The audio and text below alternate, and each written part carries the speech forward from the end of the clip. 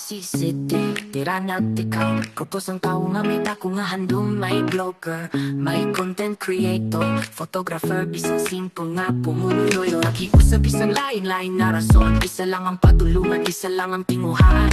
Magbulik sa mga tao nga nagaantos, kag magdala sa paglaom sa matulong makalibutan. Timbayanihan, wala piling nga lugar, bisan sa bukid ukon sa baybay, sila nagkakato.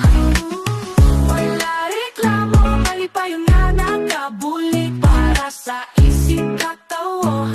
Handa makangabulay, wala sila kinabayaran, pero pusta nga ara, ginaubras ang nakalipay. Nagamit sang kamera ka mikropono, para ihambal ang istorya sa mga kinahanglan. Buligan mo, may pagtawa, may pahiyom, maski kapudlay ginahimo nga malipayon. Kapisan adlaw ukon ulan, yung nagaserbisyo, hindi magpabilin sa idalon.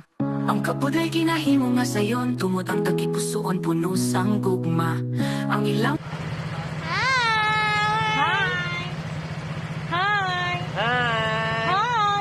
Diyan naman kami sa lugar dito na? Bitaugan. Ma-deliver daw kami ka wheelchair. Ang pagbulik, hindi lang content, isa ini kamisyon na halin sa tagipusoon. Timbayanihan, wala piling na lugar. Hello guys, diri na kita kay Ma'am Catherine Calborido.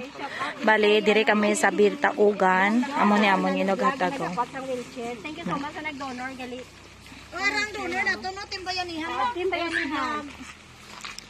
Ayan sila diri. Bisan sa kabukiran ukon ma, sila nagkakato. Wala reklamo, mali pa yung nga nakabulik para sa isip katawo. Handa makanabulay. Makanabulay. Dira sa Pasig, nagsugod ang istorya. Subong ang grupo, isa na ka-inspirasyon.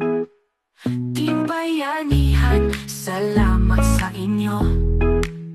Padayon lang kamo ang paglaong sa pungsod.